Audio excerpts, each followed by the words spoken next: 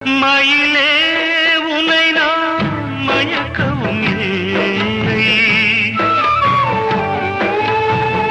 மனதால் என்றும் வெறுக்கவும் இல்லை.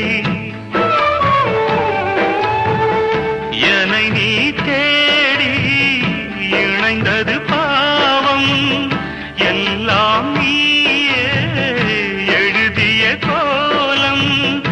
இந்த நிலை காணும்